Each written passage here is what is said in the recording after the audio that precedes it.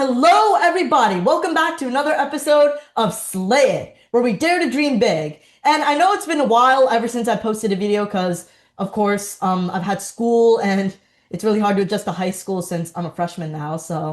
But I'd say it's been going pretty well. And today I'm able to bring you some more content after a little bit of a hiatus. And the reason I'm making this video is because ever since I moved to Boston, there's one part of the city that I've been really fascinated with, and that's the public transit.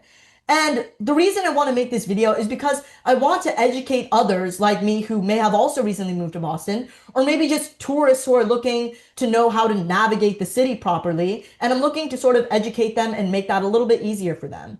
And I also wanted to break down and make public transit easier to understand so that more people will use it. And it'll result in fewer emissions from car usage, and it'll overall just be a lot better for not just the environment, but for the people living in the city. And that's essentially what I'll be doing in today's video. I'll be breaking down the T, and this might be a little bit long, so I'll probably split it into two parts. And in this first part, I'll be covering the red line, the orange line, the green line, the blue line, and the silver line. Now, you may not know what that means yet, but don't worry, I'm going to get into that in today's video. And so how I'll be breaking them down is for each train line, I'll be starting off with a small history segment so that you guys can see how the line started off, how it's changed over time to become what it is today. And then I'll be going on to a route breakdown. So I'll be talking about what neighborhoods and suburbs of Boston each train line goes through, so that if you move to a particular part in the greater Boston area, you know what train line you'll need to use in order to get in and out of downtown Boston. And after that, I'll be moving on to a pros and cons segment. And after that, for the final part of the segment, I'll be talking a little bit about notable stops. So basically, parts where there might be a transfer to another local train line, stops where there might be a transfer to a commuter rail line, which I'll be talking a little bit about in the second video, or maybe just places where there's like good tourist attractions.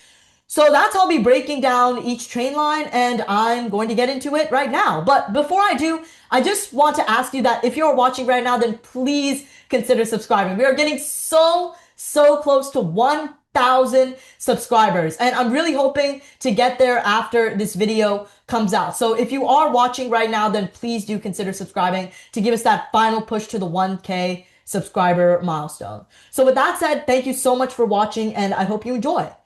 So now let's go into the red line. So I'm going to start off with a little bit of history on the red line. So the red line started off before 1964. It was called the Cambridge-Dorchester line. And that's pretty self-explanatory. Its route went through Cambridge and Dorchester. But in 1964, the Massachusetts Bay Transportation Authority, or MBTA, was established. And a year after it was established, the line was renamed the Red Line in 1965 because the terminus of the Red Line was at Harvard University. And as most of you probably know, the mascot of Harvard University is Crimson Red, hence the new name of the Cambridge-Dorchester line being the Red Line. And in 1985, the Red Line had an extension from Harvard Station to present-day Alewife Station. And in 1987, the Washington Street elevated part of the Red Line closed down, which basically closed down subway service to the Roxbury and South End neighborhoods of Boston. So that's a little bit of history on the Red Line, and now let's get into the neighborhoods that the Red Line goes through. So it starts in northern Cambridge and it goes south, and it goes through Alewife Station, Davis Station, Porter Station, Harvard Station, Central Station, and Kendall MIT Station in the process.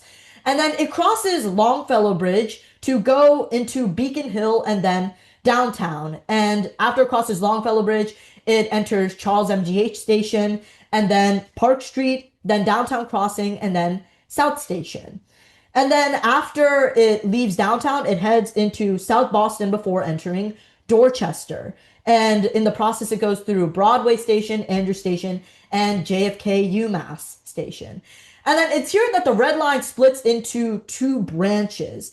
And one branch continues to make stops in Dorchester before ending in southern Dorchester, making stops at Savin Hill, Fields Corner, Shawmut Station, and Ashmont station. And the other branch of the Red Line actually goes all the way to Braintree, making stops in Quincy along the way, specifically at North Quincy, Wollaston, Quincy Center, Quincy Adams, and then Braintree.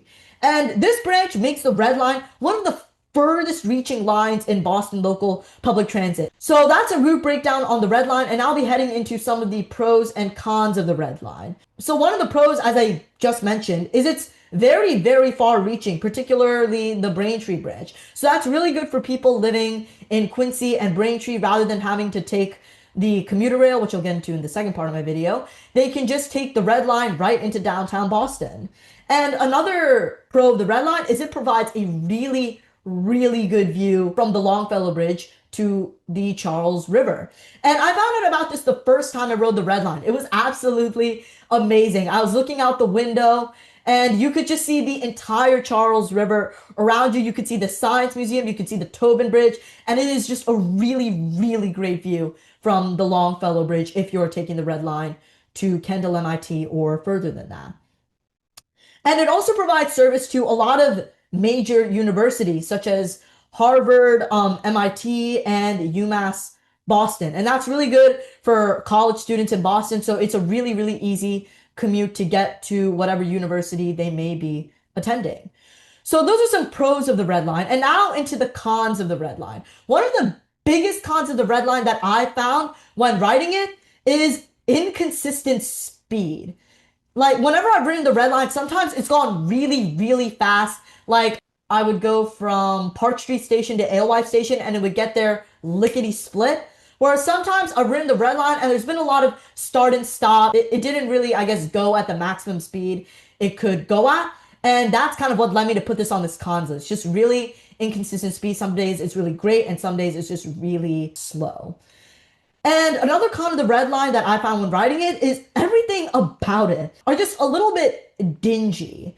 And two stations in particular that I think are particularly dingy are Porter Station and Shawmut Station. Like when I went from like Park Street Station to Alewife Station and we were passing by Porter Station, the Porter platform was really, really dim.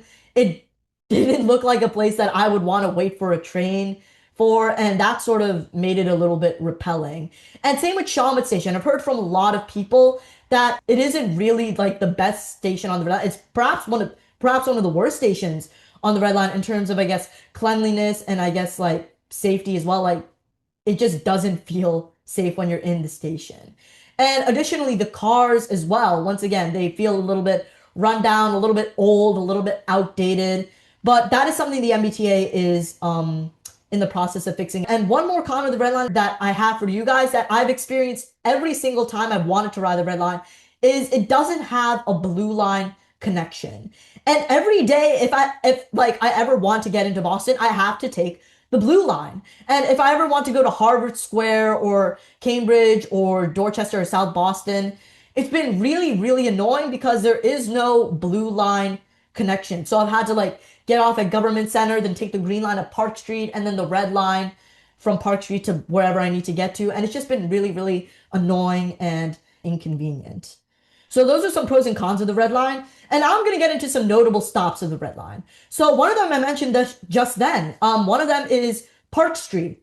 And the reason for that is it has a green line and an SL5 connection, which means it's really good for transfers in that sense. And it's also right by Boston Common and the State House as well, making it a really touristy train stop as well. And another notable stop on the Red Line is Downtown Crossing, which is notable pretty much for the same reason as Park Street. It provides you with an orange line and an SL5 connection. And another notable stop of the Red Line is South Station. And this is a very, very notable stop because it provides you connections to the SL1, SL2, SL3, SL4, and the SLW.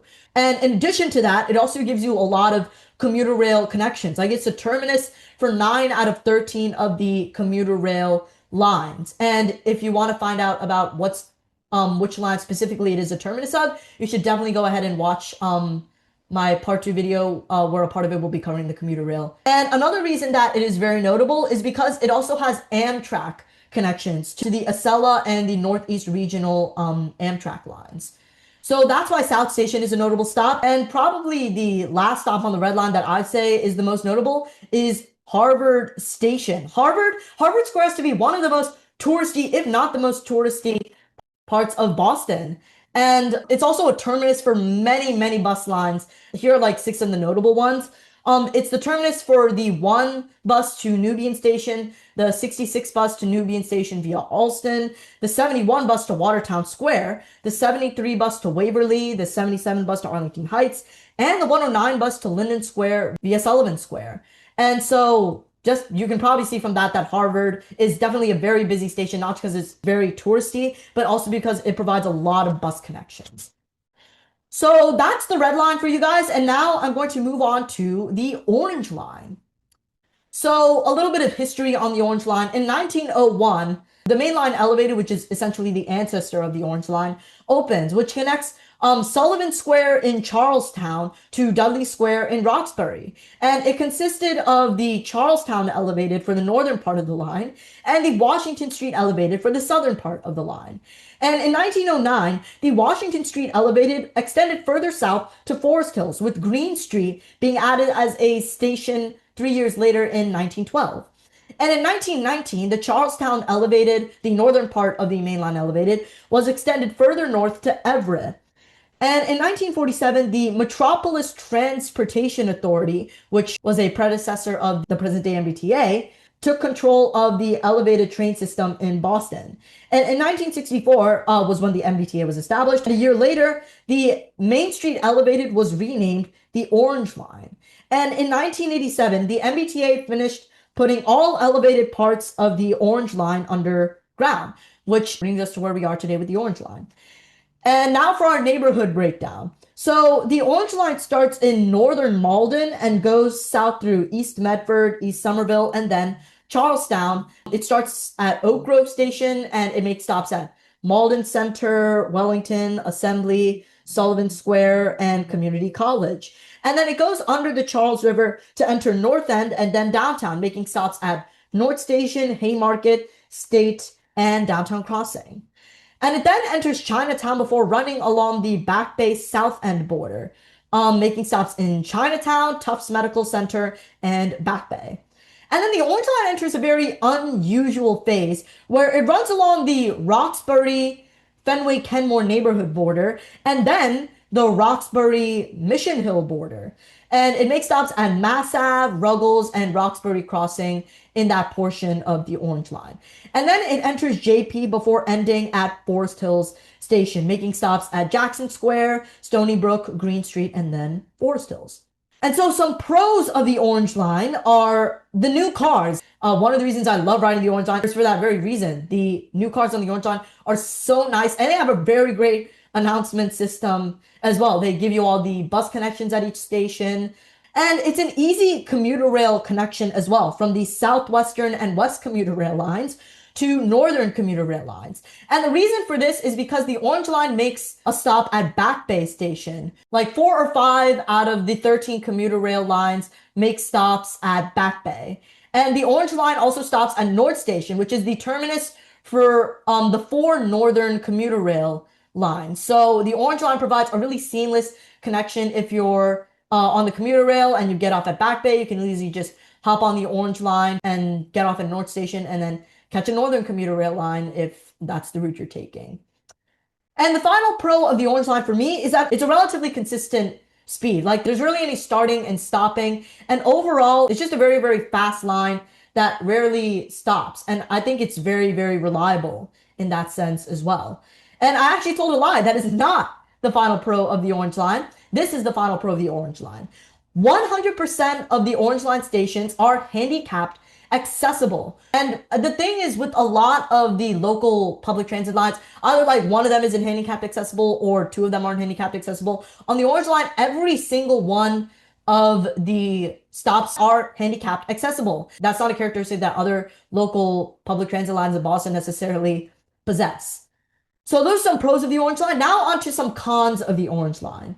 And this is probably the biggest con of the Orange Line is the constant weekend shutdowns.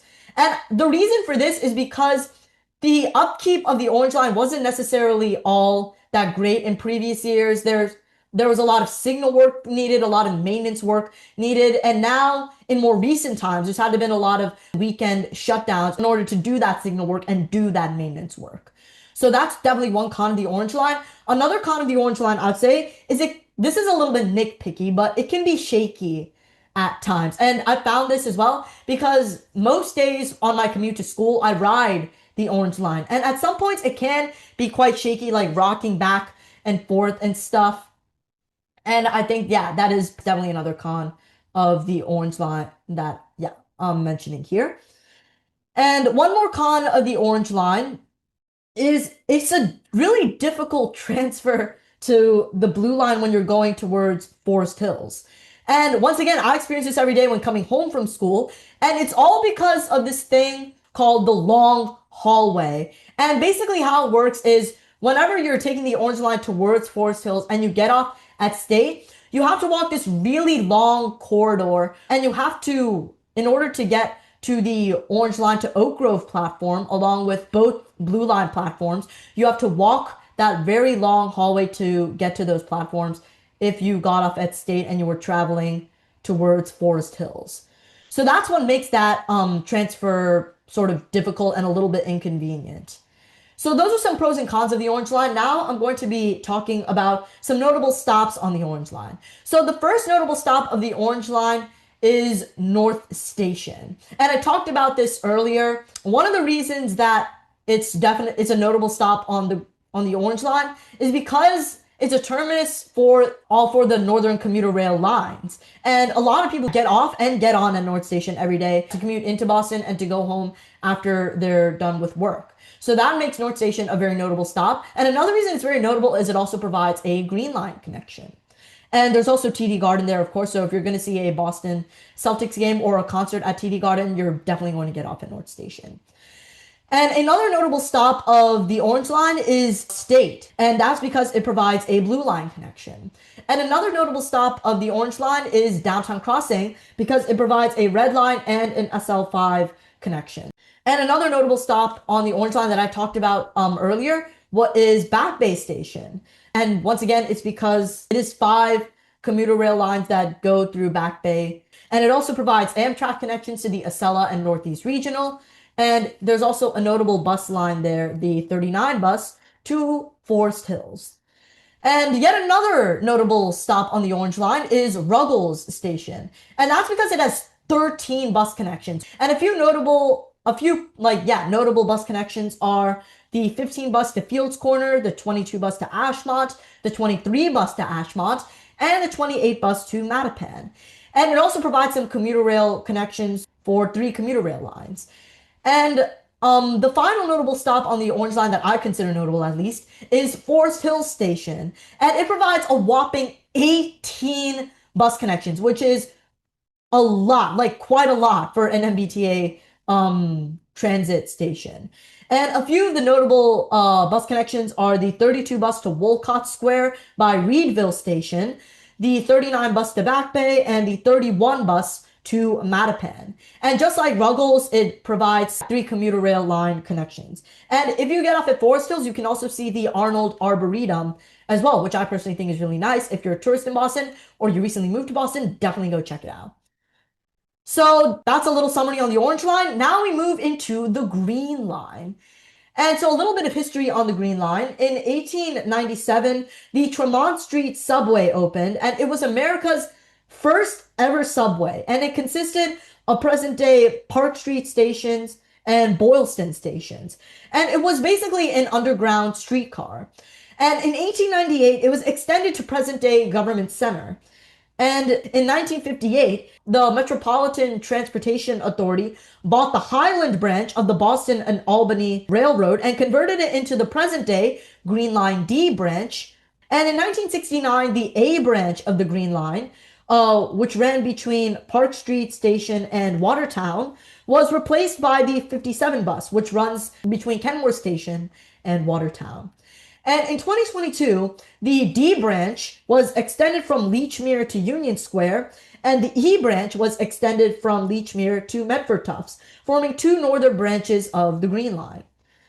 And so for our neighborhood breakdown, The E branch begins in southern Medford by Tufts University and heads south through East Somerville. And it starts at Medford Tufts and it makes stops at Ball Square, Magoon Square, Gilman Square, and East Somerville. The D branch starts in southeast Somerville by Union Square and heads southeast towards East Cambridge, where it converges with the E branch at Lechmere Station. The D branch starts at Union Square and makes stops at Lechmere, and at Lechmere converges with the E branch. And the Green Line then crosses the Charles River via Science Park and goes underground, continuing to venture into North End and then downtown, making stops at Science Park West End, North Station, Haymarket, Government Center, Park Street, and Boylston. And it passes by Boston Common in the process, with the B and C lines beginning at Government Center Station. And then it passes by the Boston Public Garden before entering Back Bay, making stops at Arlington and Copley along the way. The E branch then splits off from the B, C, and D, making stops in Back Bay, Fenway Kenmore, Longwood Medical Area, and Mission Hill before terminating in northern JP by the VA Medical Center. And it makes stops at Prudential, Symphony, Northeastern University, the Museum of Fine Arts, the Longwood Medical Area Station, Brigham Circle, Fenwood Road, Mission Park, Riverway, Back of the Hill, and Heat Street Station. It terminates at Heat Street Station. The E branch also runs along Huntington Avenue for most of the way before turning onto South Huntington Avenue for the last 3 stops of the line. And it also comes above ground after Symphony. While the other branches, the B, C, and the D, continue to go through Back Bay before entering the Fenway Kenmore neighborhood, making stops at Heinz Convention Center and Kenmore. The B, C, and D branches then split off from each other after Kenmore Station. The B branch goes through Alston and Brighton, making stops along the way before ending at Boston College, making stops at Blandford Street, BU East, BU Central, Amory Street, Babcock Street, Packard's Corner, Harvard Avenue, Grigg Street, Alston Street, Warren Street, Washington Street, Sutherland Road, Chiswick Road, Chestnut Hill Avenue, South Street, and Boston College. And it also runs along Commonwealth Avenue and comes above ground after Kenmore Station. The C branch goes through Brookline, making stops along the way before ending by the Chestnut Hill Reservoir and making stops at St. Mary Street, Hawes Street, Kent Street, St. Paul Street, Coolidge Corner, Summit Avenue, Brandon Hall, Fairbanks Street, Washington Square, Tappan Street, Dean Road, Englewood Avenue, and Cleveland Circle. The C branch runs along Beacon Street and, like the B branch, comes above ground after Kenmore Station. The D branch goes through Brookline and Newton as well, making stops along the way before ending in West Newton, which is really, really far away from Boston. In fact, it's bordering on 2 suburbs of Boston, Weston and Wellesley. And it makes stops at Fenway, Longwood, Brookline Village, Brookline Hills, Beaconsfield, Reservoir, Chestnut Hill, Newton Center, Newton Highlands, Elliott, Wabun, Woodland, and Riverside Station. And unlike the other branches of the Green Line, it doesn't run along any road, but is one of the furthest reaching lines in Boston's local public transit. And I know that was a really, really long neighborhood breakdown. It's just the Green Line has so many branches and services so many different parts of Boston, which brings me into the pros segment of the Green Line. It provides service to the most neighborhoods and suburbs out of all of Boston's local public transit. And another pro of the Green Line is that it comes frequently, specifically at Government Center, Park Street, Boylston, Arlington, and Copley stations. And the reason for this is that these 5 stations are where all 4 branches of the Green Line are together. Like the B, C, and the D, and the E all make stops at Government Center, Park Street, Boylston, Arlington, and Copley. And for that reason, it comes really, really frequently at all 5 of these stations. And it also stops frequently at above ground stations, since every block or 2 blocks or so, I want to say, there's a stop. And for some cons of the Green Line, it's slow at many, many different parts of the Green Line because of train traffic or pedestrian/car traffic signals. And train traffic is a big, big problem in those 5 stations that I talked about earlier: Government Center, Park Street, Boylston, Arlington, and Copley. And because the B, C, D, and E lines converge at those 5 stations, it means that there's a lot of start and stopping in those parts of the Green Line because there's so many different trains in those tunnels at that part of the Green Line. And if you thought it would just like get better after the branches split off, you'd be wrong. Because the Green Line essentially just becomes a tram once it becomes above ground, having to wait for pedestrians and cars. So that causes the Green Line to become very, very start and stop and therefore very slow.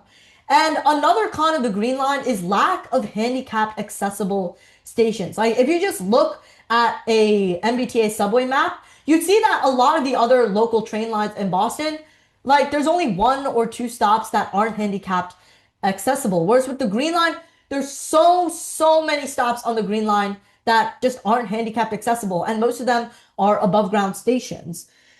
And I'm sure everybody who's in the Green Line has dealt with this one. The Green Line is so screechy and so noisy. And that makes like a ride on the Green Line not necessarily very enjoyable or very relaxing either. So that's another con of the Green Line. And a final con of the Green Line is that it tends to be overcrowded. And it's because of the first pro. It services so many different parts of Boston. That's one reason that it's so ridiculously overcrowded, is because all those people who have to use the Green Line for their commute, once they get on the Green Line, it really makes the Green Line very, very overcrowded, and there isn't really a lot of space when you're riding the Green Line. So those are some pros and cons of the Green Line, and some notable stops on the Green Line are North Station, and I talked about this in the Orange Line segment, but I'll just go over it again in case you decided to skip that part. The North Station provides an Orange Line connection, and it is also a terminus for all 4 of the Northern Commuter Rail lines. And it also provides an Amtrak connection for the Downeaster line of Amtrak. And it also provides service to TD Garden, so in case there's a Boston Celtics game there, or there's some sort of concert at TD Garden, you'd want to use the Green Line or the Orange Line, depending on which one you live along, to get to TD Garden. And another notable stop of the Green Line is Government Center because it provides that Blue Line connection. And another notable stop is Park Street because it provides the Red Line and SL5 connection, and it also provides service to Boston Common and the State House as well. So not only is it very touristy, but it also is a relatively busy transport interchange. And another notable stop on the Green Line, mainly because it's very touristy, is Science Park West End, which you can probably infer from the name. The Museum of Science is located very close to this subway stop, and Boston Duck Tours, which is like, in case you don't know, like a tourist bus of sorts, starts at the Museum of Science. So those are a couple of reasons that Science Park West End is a notable station. And another notable station is Kenmore Station, which provides service to Fenway Park. So in case you're going to see a Boston Red Sox game, then you'd want to go to Kenmore Station. And at Kenmore Station, you can also catch the 57 bus to Watertown, which is a frequent bus route in the MBTA. Another notable stop on the Green Line is Prudential. You can probably infer from the name once again. It provides service to Prudential Center, which is a shopping mall for those of you that don't know. And you can also go to Prudential Center for this thing that allows you to see all of Boston from like really high from Prudential Tower, and it's called View Boston. And just like with Science Park West End, it's another place where Boston Duck Tours buses depart from. And it also provides service on the 39 bus to either Forest Hills or Back Bay Station. And the final notable stop on the Green Line is the Museum of Fine Arts, which, to be fair, just look at the name and it's pretty self-explanatory why it's notable. The Museum of Fine Arts is located there. So in case you want to see the Museum of Fine Arts, you just hop on the Green Line and head to the Museum of Fine Arts subway station. And just like with Prudential, it provides service on the 39 bus towards Forest Hills or towards Back Bay.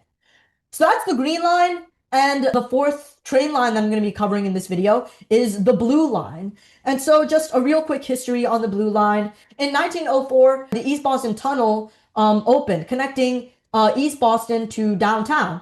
And it ran between Maverick Square and Scully Square. Today, Scully Square is known as Government Center. And in 1916, the Blue Line was extended to present-day Bowdoin Station from Scully Square. And in 1924, the Blue Line was originally streetcars, but in 1924 it was converted to rapid transit.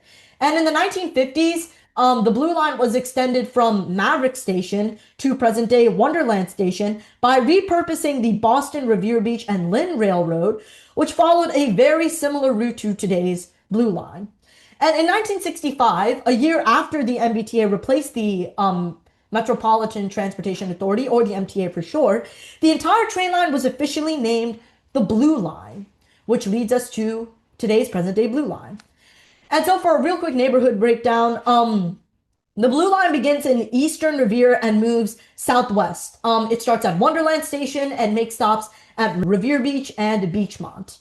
And then it enters East Boston and continues to move southwest towards the mainland, making stops at Suffolk Downs, Orient Heights, Wood Island, Airport Station, and Maverick Station. And then it goes underneath Boston Harbor to enter downtown before ending right by Beacon Hill and West End, making stops at Aquarium, State, Government Center, and Bowdoin Station.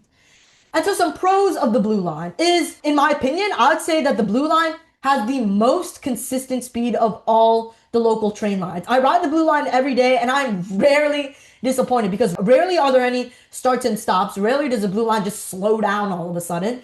I would say that overall, the Blue Line is pretty consistent when it comes to speed.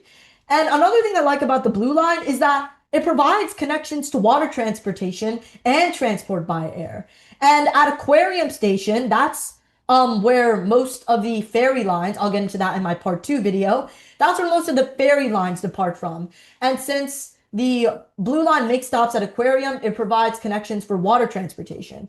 And since the Blue Line also makes stops at Airport, it provides connections for transportation by air in case you need to catch a flight or anything of that sort. And the final pro of the Blue Line for me is that it is the only local Boston line to provide service straight to a beach. And in case you're a tourist or you're someone who's just moved to Boston, I highly recommend you check out Revere Beach. It is one of my most favorite parts of the greater Boston area just because it's a really beautiful place to go whenever the sun is setting, and I don't know, there's just something about it that just makes me really, really like it. And the Blue Line is the only local train line to provide service straight to any beach in or around Boston. No other train line does this, only the Blue Line does this. And so now to some cons of the Blue Line. So one con of the Blue Line, I mentioned this on my Red Line segment, is that there is no Red Line connection. And so anytime I have to take the Red Line, I would have to get off at Government Center, take the Green Line to Park Street, and then take the Red Line to wherever I need to get to, which is just really inconvenient. And I think the Blue Line would overall just become a lot better if it had a Red Line connection. And another con of the Blue Line is that it's really difficult to transfer to the Orange Line towards Forest Hills. And I talked about this in my Orange Line segment, but I'll go over it again. The reason for this is because the Orange Line towards Forest Hills platform is set apart from all the other platforms at State Station. So whenever you're getting off at State, whether you're heading towards Bowdoin Station or towards Wonderland Station, you have to walk this really, really long hallway to get to the Forest Hills platform. So that's really inconvenient and just something I don't like about the Blue Line. And to cap off the Blue Line segment, some notable stops. So one notable stop on the Blue Line is Government Center, which provides a Green Line connection. Another notable stop on the Blue Line is State, which provides an Orange Line connection. And another notable stop on the Blue Line is Aquarium, which provides a water transportation and ferry line connection, as I talked about earlier, and we'll continue to talk about in the second part of this T video. And another notable stop on the Blue Line is Airport Station, because it has an SL3 connection. The SL3 runs between Chelsea and South Station. I'll get into that in the next part of my video. And it also provides service on the 104 bus to Malden Center. And not only that, but it also provides a free airport shuttle bus, which you can take to get to the rental car center or any terminals in the Boston Logan International Airport. So that's what makes it a notable station on the Blue Line. And the final notable station of the Blue Line, in my opinion, is Wonderland Station. And that's because it provides 11 bus connections. And a few of these notable bus connections are the 110 bus to Wellington, which is a stop on the Orange Line, and it's in East Medford, and the 116 bus to Maverick, which is a stop on the Blue Line. And the 116 bus goes through Revere, and I believe it also goes through Chelsea and Eagle Hill. And Eagle Hill is a part of East Boston, for those of you that don't know. So that's the end of the Blue Line segment, and also the end of this video, because unfortunately we have just run out of time in this episode here. So I want to thank you all very, very much for watching and sort of sharing in my interest of Boston's local public transit. And those of you watching, hope you learned something new about the Boston MBTA, and hope this will help you if you just moved to Boston or you're a tourist in Boston. And so I hope this video was of great service to you. And for those of you watching just for fun, I hope you had a great time. And once again, if you are watching, please consider subscribing. Click that like button, click that subscribe button, and click that little bell icon. Thank you guys so much for watching. Look out for part 2. It's coming out very soon. And remember, dare to dream big.